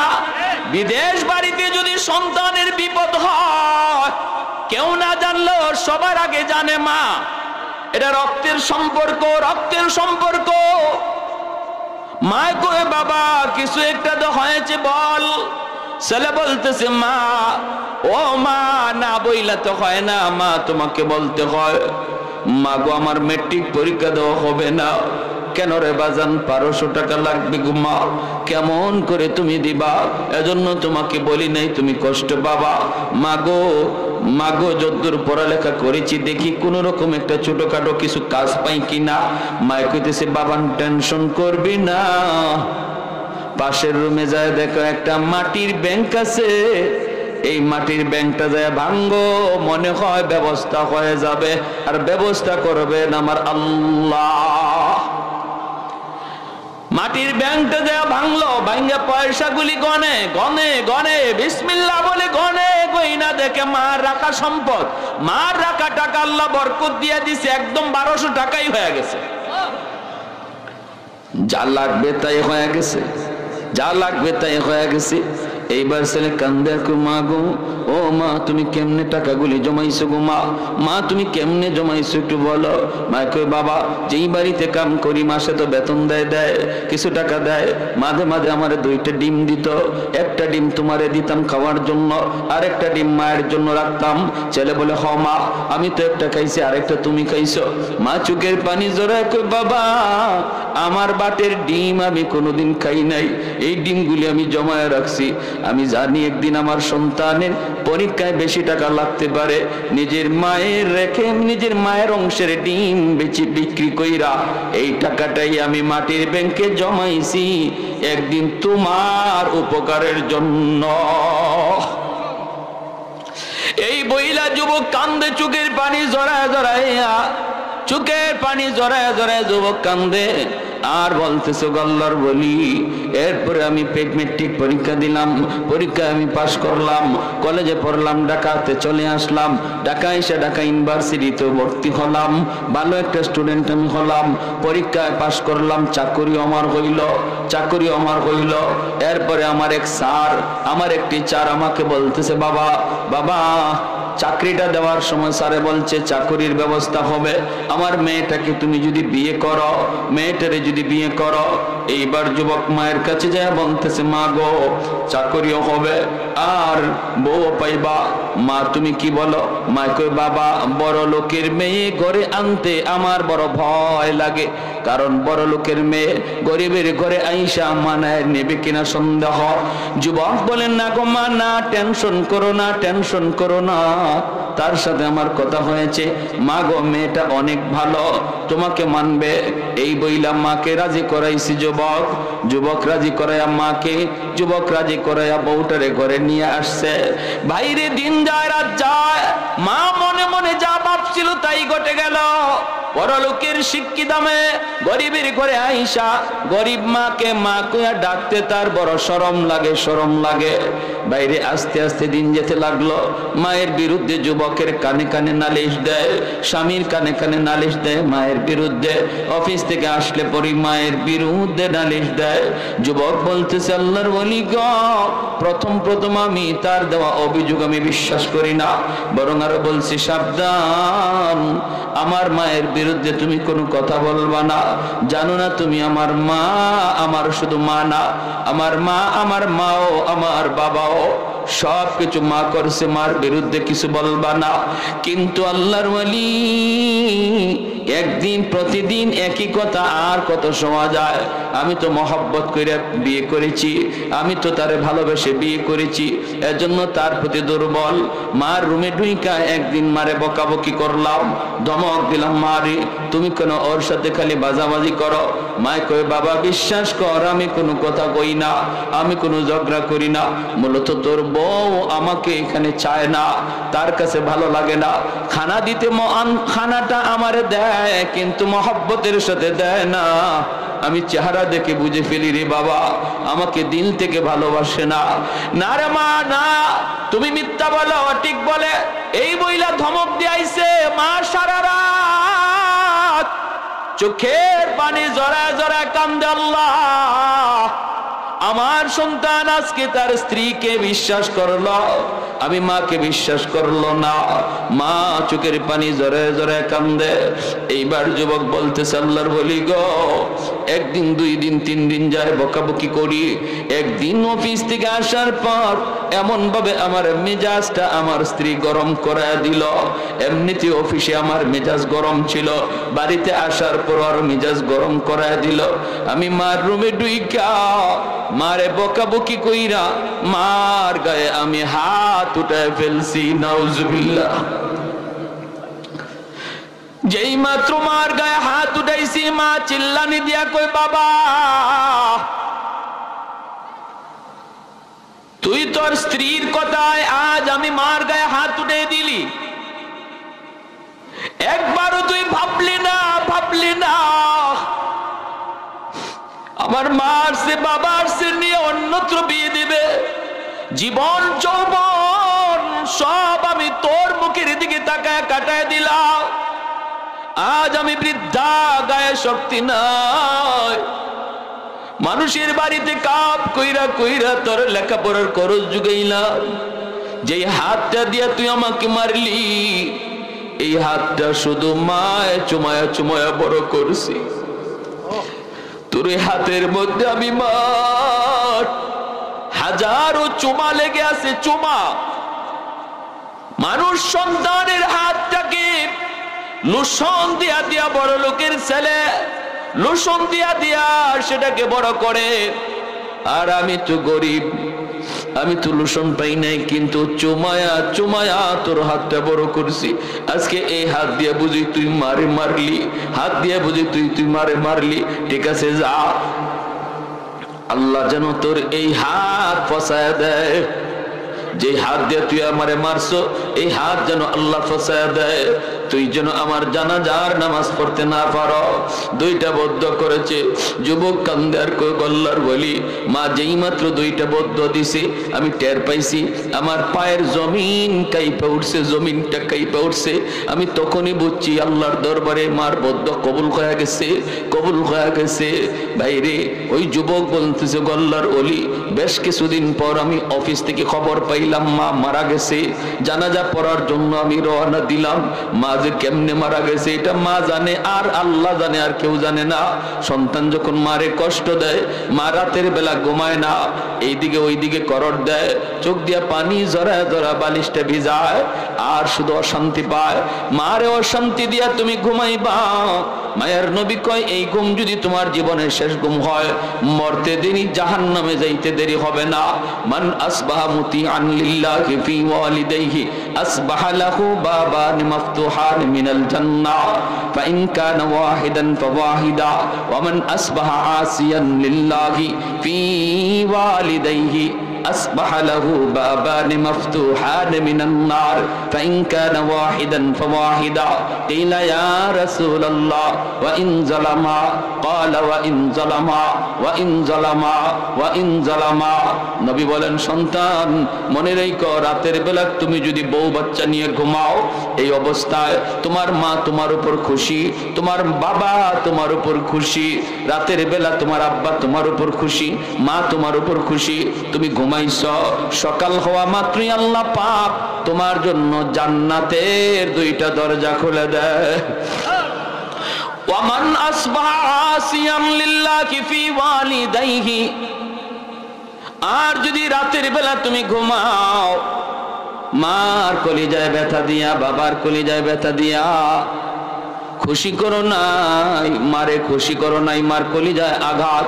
দিনে তুমি এমন একটা কথা কইছো, এমন একটা আচরণ করছো, যে আচরণে মা কষ্ট পায় রাত্রে ঘুমাইতে গেছে, বাবা আছে, বাবারে নিয়ে ঘুমাইতে গেছে, স্বামী স্ত্রী ঘুমায়, দুজন বৃদ্ধ। এই অবস্থায় একজন আরেকজনের সান্ত্বনা দেয়, মা কান্দে আর বাবা সান্ত্বনা দেয়, কান্দো না, আর আমাদের হায়াত আর কয়দিন আছে, আমরা তো একদিন দুনিয়া থেকে চলে যাব। এখন তো তাদের এই জীবন, একটু কষ্ট পাইছো, মন থেকে বাদ দিয়ে দাও। এই বইলা স্বামী স্ত্রীরে সান্ত্বনা দেয়, স্ত্রী স্বামীরে সান্ত্বনা দেয়, রাতে ঘুমায়। আল্লাহর নবী কয়, রে যুবক, এই রাত যদি তোর মরণ হয়, তোর জীবনের নামাজ রোজা হজ যাকাত তসবিহ তাহলিল যত ইবাদত আছে কোনো ইবাদতে জান্নাতে নিতে পারবে না। মরতে দেরি, জাহান্নামে যাইতে দেরি হবে না। নাউজুবিল্লাহ। তাহলে যে রাতের বেলা আমরা ঘুমাই, জানি না এই ঘুম জীবনের কার শেষ ঘুম।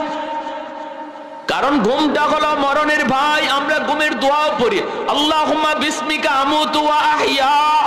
আল্লাহ তোমার নামে মরতেছি, তোমার নামে জিন্দা হব। অতএব আমি নিজে বলতেছি আমি মরতেছি, ঘুম না আমি মরতেছি। এই কথাটা নিজের মুখে বলতেছি আমরা। আল্লাহ নবী শিখায়া দিছে, বলো আমি মরতেছি আল্লাহ তোমার নামে, জিন্দা হব তোমার নামে। ঘুমন্ত ব্যক্তি আর মৃত ব্যক্তির ভিতরে তফাৎ নাই। ঘুমন্ত ব্যক্তির রূহটাও দেহ থেকে চলে যায়, মুর্দার রূহটা দেহ থেকে চলে যায়। এই অবস্থায় ঘুমন্ত ব্যক্তির রূহটা আল্লাহর হুকুমে যদি আবার ফেরত আয়, তবে লোকটা ঘুম থেকে জাগে, নতুবা আর জাগে না, জীবনের শেষ ঘুম হয়ে যায়।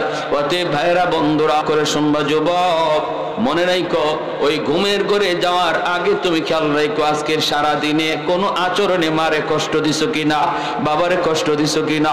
যদি কোনো আচরণে কষ্ট পায় থাকে, আল্লাহর দোহাই, আল্লাহর দোহাই, মার কাছে যায় একটু বও, একটু খুশ গল্প করো, কথা কথায় বলো, আম্মা গো কষ্টটা পাইয়াম, কথাটা শুই না তুমি কষ্ট পাইছো, মা তুমি মাফ করে দিও, আব্বা তুমি আমার কথায় কষ্ট পাইছো, এখন ঘুমাইতে যাই, আব্বা তুমি মাফ করে দিও, মাফ করে দিও। এই কথা বইলে যদি তুমি তাদেরকে একটু খুশি কইরা ঘুমাও, তারারে যদি মন থেকে খুশি করায় নিতে পারো, যুবক কেউ জানে না এই ঘুম তোমার জীবনের শেষ ঘুম কিনা। আল্লাহর নবী কয়, সকাল হওয়া মাত্রই তুমি যদি জীবিত অবস্থায় তুমি সকাল হয়, সকাল হইতে আল্লাহ জান্নাতের দুইটা দরজা তোমার জন্য খুলে দেয়। ভাইরা বন্ধুরা, যুবক কয় আমি আওয়াজ পাইলাম মা মারা গেল, খবর পাওয়া মাত্রই আমি দ্রুত বাড়িতে আসতে চাইলাম, কিন্তু রাস্তাঘাটে এত সমস্যা, এত সমস্যা। মায় দুইটা বদ্দা দিছিল, একটা হলো তুই যেন আমার জানাজার নামাজ পড়তে না পারো।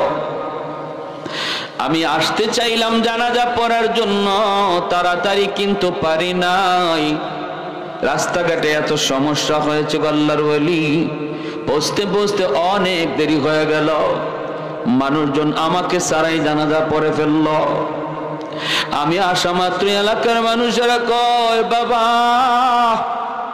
অনেক দেরি হয়ে গেছে, মানুষে আর অপেক্ষা করে না, জানাজা পড়ে ফেলছি।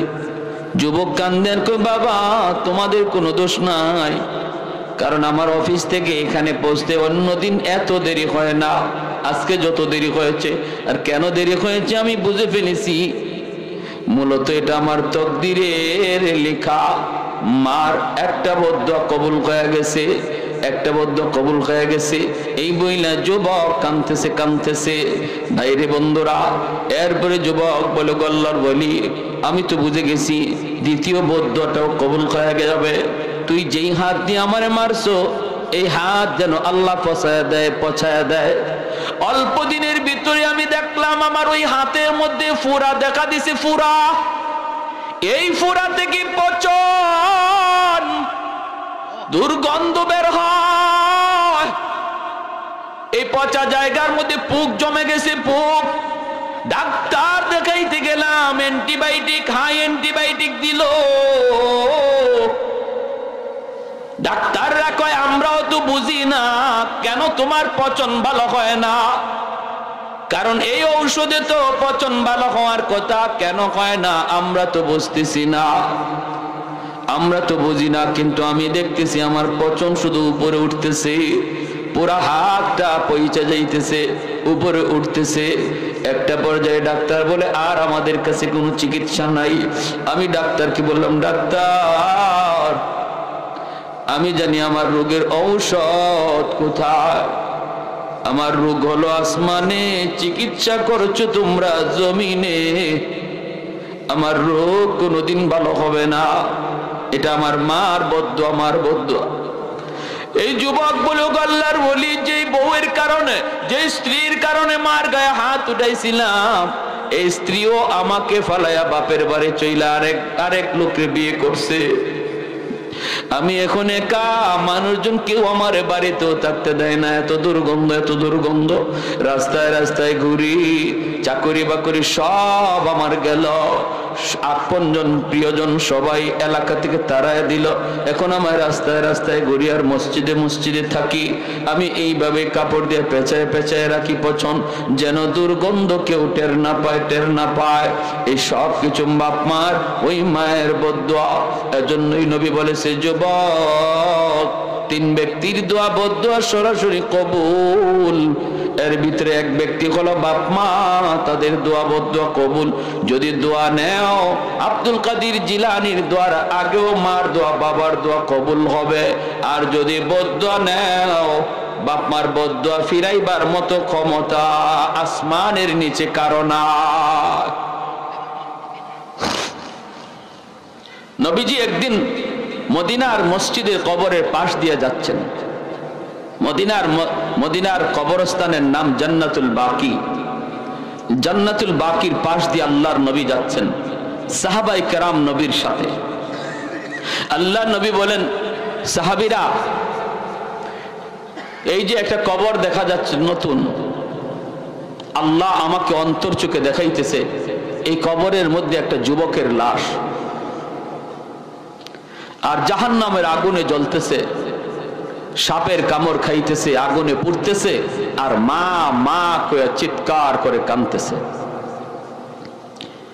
রহমতের নবী বলেন, সাহাবীরা রে, আমি তো রহমতের নবী, এই কবরের পাশ দিয়ে এই অবস্থায় যুবকের আমি চলে যাব, হয় না একটু সুপারিশ করব আল্লাহর কাছে, তোমরা আমিন আমিন বলবা। সাহাবায়ে কেরাম বলে, নবী গো, আপনি হাত উঠান। আমার নবী, আপনার নবী উম্মতের কষ্ট দেখলে নবী সইতে পারে না, ঠিক কিনা? দরদি নবী, উম্মতের দরদি নবী। এই জন্য নবী কই, সাহাবীরা রে, তোমরা কেউ দেখো না, কিন্তু আল্লাহ আমাকে দেখাইছে এই কবরের ভিতরে যুবকের আযাব আযাব। আমি একটু আল্লাহর কাছে সুপারিশ করব, তোমরা আমিন আমিন বলবা। নবী হাত বাড়ায় দিলেন, মালিক, ও মালিক, তুমি তো আমাকে রহমতের নবী বলেছ, তুমি তো রহমতের নবী বলেছ।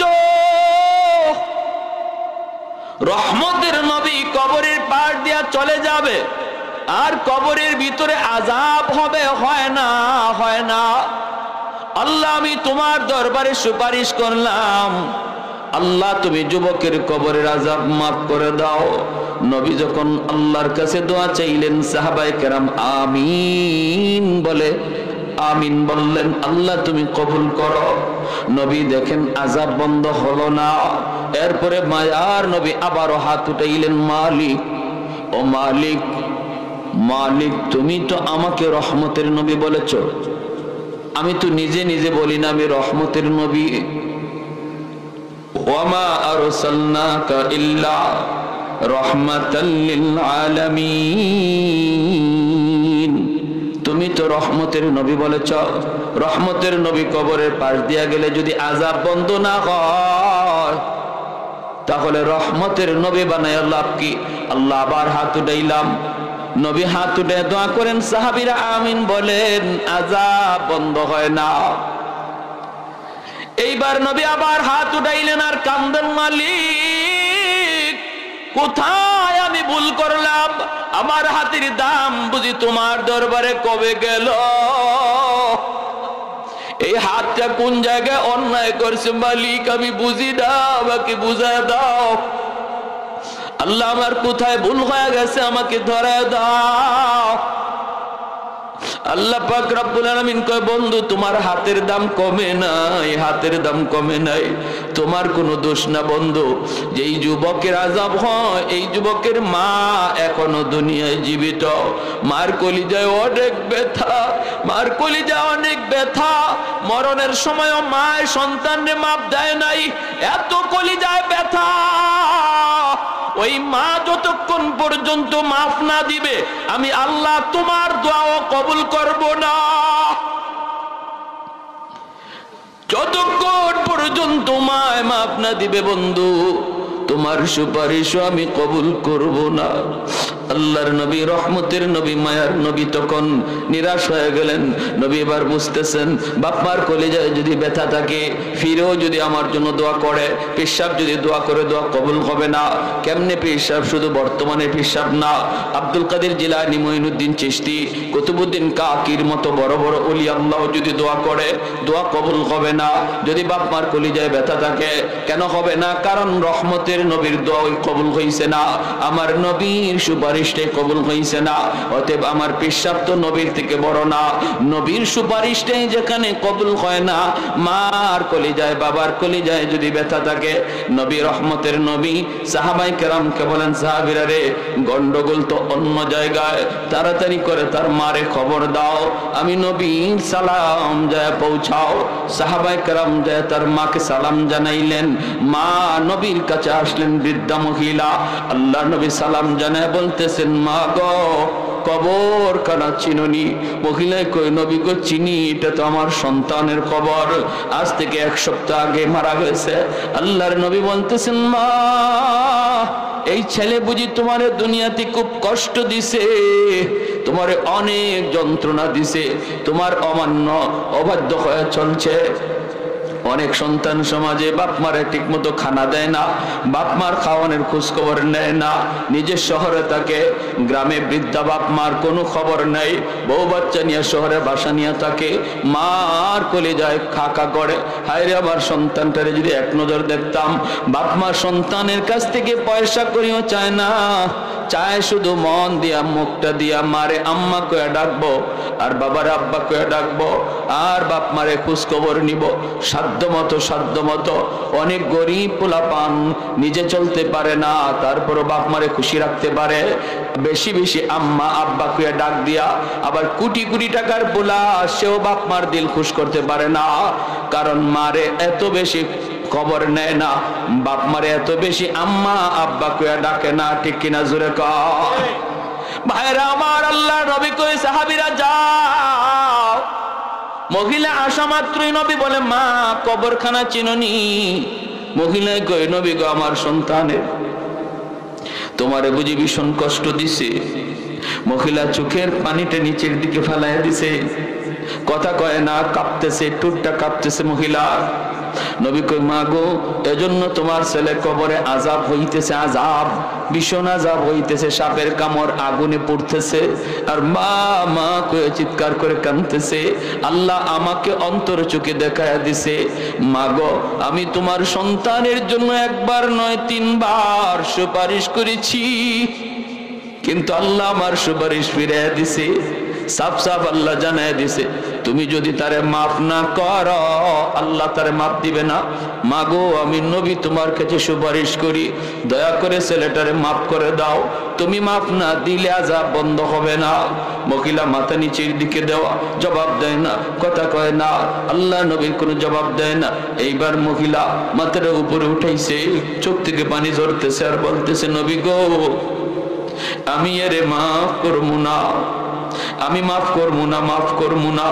কারণ নবী গো, আমার পিঠে এখনো মাইরের দাগ আছে, আমার পিঠে তার এখনো মাইরের দাগ, মাইরের দাগ, এখনো আঘাতের দাগ। যদি দেখতে চান নবী গো, আমি দেখাইতে পারবো। এই মহিলা হাউমাউ করে কান্না শুরু করলো। আল্লাহ নবীর চোখ থেকে দর দর করে পানি পড়ে, নবী কান্দেন আর বলেন, হায় রে সন্তান, হায় রে সন্তান। সন্তান বুঝি এমন হয়, যেই সন্তানকে এত আদর কইরা, এত মায়া কইরা লালন পালন করলো মা, সারাটা রাত বুকের উপর রাইখা ঘুমাইল, ভিজা বিছানায় নিজে শুইল, সন্তানদের বুকে রাখলো। এই মার গায়ে বুঝি সন্তান হাত উঠে দিল, মায়ার নবীও কান্দেন। এইবার নবী বুঝতেছেন মহিলার দিল শক্ত হয়ে গেছে, দিল নরম করা যাবে না। নবী এবার চিন্তায় পড়ে গেলেন, তাহলে কিভাবে আযাব বন্ধ করা যায়? আমি তো এই অবস্থায় যাইতে পারি না, আমি তো পারি না, কারণ সে তো আমার উম্মত। হাসরের মাঠে যদি কই, নবী গো, আপনি আমার এই অবস্থা দেখে কেমনে চলে গেলেন গো নবী? আল্লাহ নবী রহমতের নবী কই, মালিক, কবরের আযাব আযাবটা আমারে যেভাবে তুমি দেখাইতেছো তার মারও দেখায় দাও। কারণ আমি নবী জানি, মা যদি নিজের চোখে সন্তানের বিপদ দেখে, আযাব দেখে, তাহলে দিল নরম হয়ে যাবে। কারণ সন্তানের বিপদ বাপ মা সইতে পারে না, সন্তানের কষ্ট বাপ মা সইতে পারে না। যতই সন্তানের উপরে বিরক্ত হোক, সন্তান যদি বিপদে পড়ে সবার আগে বাপ মা দেয়, সবার আগে বাপ মা দেয় দাঁড়ায়। আল্লাহর নবীকে আল্লাহ আযাবের দৃশ্যটা মার চোখে দেখায় দাও। রব্বুল আলামিন কয়, বন্ধু তোমার এই সুপারিশ আমি আল্লাহ কবুল করলাম। সাথে সাথে কবরের আযাবের দৃশ্য নবীও দেখেন, মহিলাও দেখে। চোখের খামন থেকে কুদরতি পর্দা আল্লাহ সরায়া দিলেন। মা যেই মাত্র দেখে ছেলে মা মা কয়ে চিৎকার করে ডাকে, সাথে সাথে মার দিল নরম হয়ে গেছে। আযাবের দৃশ্য আর মা মা ডাক শোনা মাত্রই মার দিল নরম হয়ে গেল। মা ডাক দিয়া কয়, নবী গো, ওগো নবী, আমি ভাবতে পারি না, আমি বুঝি নাই আমার ছেলে এত কষ্টে। ওগো নবী, আমার মনে যত কষ্ট ছিল, যন্ত্রণা ছিল, সব আমি ভুলে গেলাম। আমি আমার সন্তানকে মাফ করে দিছি। মায়ার নবীর কাছে মা এই কথা বলতে দেরি, আযাব বন্ধ হতে দেরি হয় না। এজন্য ভাইরে বলতেছিলাম, একটু ভালো করে ইয়াদ করো যুবক, যাদের ঘরে মা আছে বাবা আছে, সাবধান, এখনো সময় আছে, কদর করো, এখনো সময় আছে, কদর করো। বাপ মারে খুশি করে কিন্তু আল্লাহ পাওয়া যায়, বাপ মারে খুশি করে আল্লাহকে পাওয়া যায়। বাপ মারে নারাজ কইরা কোনোদিন আল্লাহকে পাওয়া যায় না। আর যদি বাপ মারে রাজি কইরা আল্লাহরে পাও, দুনিয়াতে নগদ পুরস্কার 1 নাম্বার। আল্লাহ পাক তাফসীরে কিতাবে লিখেন, 1 নাম্বার ফায়দা হলো বাপ মার দোয়া যদি থাকে, বাপ মা যদি সন্তানের উপর খুশি থাকে, 1 নাম্বারে আল্লাহ এই সন্তানের দুনিয়াতে হায়াত আল্লাহ বাড়ায় দেয়। হায়াতের মধ্যে আল্লাহ বরকত দেয়। বিপদ আসবে আল্লাহ বিপদ কাইটা দেয়। অ্যাক্সিডেন্ট হওয়ার কথা আল্লাহ বাঁচায় দেয়, ঠাটা পড়ার কথা আল্লাহ কাইটা দেয়। এইভাবে আল্লাহ পাক হায়াতের ভিতরে বরকত আল্লাহ বাড়ায় দেয় যদি পিছনে বাপ মার দোয়া থাকে। 2 নম্বর ফায়দা হলো, বাপ মা যদি তোমার পিছনে দোয়া থাকে, তাহলে আল্লাহ দ্বিতীয় পর্যায়ে তোমার রিজিক আল্লাহ বাড়ায় দেয়। ব্যবসা তুমি দিছো ছোট, বরকত দিয়া দিবে আল্লাহ বড়। চাকরি তোমার অল্পতে প্রমোশন হবে, লেখাপড়া করতেছো, ভালো রেজাল্ট হয়ে যাবে। এইভাবে তোমার দুনিয়ার লাইনে আল্লাহ পাক তোমার আগায় দিবে। 3 নাম্বার হলো, তোমার সন্তানকে আল্লাহ মানুষের মতো মানুষ আল্লাহ বানায় দিবে। তোমার সন্তানটাও মানুষের মতো মানুষ হবে, তোমার সেবা করবে, তোমার খেদমত করবে। আর যেই সমস্ত সন্তান বাপ মার সেবা করে না, 1 নাম্বার দুনিয়ার ক্ষতি হলো, হায়াতের ভিতরে বরকত পাবে না, অল্প দিনে দুনিয়াতে অ্যাক্সিডেন্টে মারা যাবে। 2 নম্বর, রিজিকের ভিতরে বরকত পাবে না। ব্যবসা দিবে, অনেক টাকা লাগাবে, কিন্তু লাভ অনুযায়ী আশা অনুযায়ী ফল পাবে না। তার সন্তানকে তার মতো মানুষ বানাতে পারবে না। বাইরের জন্য বলতেছিলাম, এই হলো দুনিয়ার নগদ ফায়দা। আর যাদের বাপ মা দুনিয়ায় নাই, আমাদের জন্য করণীয়, নবী বলে, বাপ মা যাদের দুনিয়াতে নাই, তোমাদের জন্য করণীয়, মান যারা কবর আবাওয়াইহি ফি কুল্লি জুমাতিন গফিরা লাহু কুতিবা বাররান। জুম্মার নামাজ পড়া কোন সন্তান বাপ মার কবর জিয়ারত করতে ভুলবা না। নবী বলেন, জুম্মার দিন মা বাবার কবর জিয়ারত কোন সন্তান ভুইল না। জুম্মার দিন যদি বাপ মার কবর জিয়ারত করো, আল্লাহ পাক দুনিয়াতে অনিচ্ছায় যদি বাপ মারে কষ্ট দিয়া থাকো, আল্লাহ মাফ করে দিবে। বাধ্য সন্তানের তালিকাভুক্ত আল্লাহ বানায় দিবে, বাধ্য সন্তানের তালিকাভুক্ত বানায় দিবে। আর ইচ্ছা অনিচ্ছা কিছু ভুল ত্রুটি হলে আল্লাহ মাফ করবে। অতএব জুম্মার দিন বাপ মার কবর জিয়ারত কঠিন না সহজ? 5 ওয়াক্ত নামাজ বাদ দিয়া না পইরা? কারা কারা 5 ওয়াক্ত নামাজ পইরা জুম্মার দিন কবর জিয়ারত করার নিয়ত আছে? একটু হাত উঠান তো আল্লাহর কাছে। আল্লাহ তুমি প্রতিটা হাতকে কবুল করো। যুবক হাত বাড়াও, তুমি যে দাদা দাদির কবর জিয়ারত করবা জুম্মার দিন ফজরের নামাজ পইরা, অথবা জুম্মার নামাজ পইরা, অথবা আসরের নামাজ পইরা, যে কোনো এক টাইমে, ফজরের পর থেকে সূর্য ডোবার আগ পর্যন্ত অবশ্যই আমরা এক টাইমে কবর জিয়ারত করব ইনশাআল্লাহ।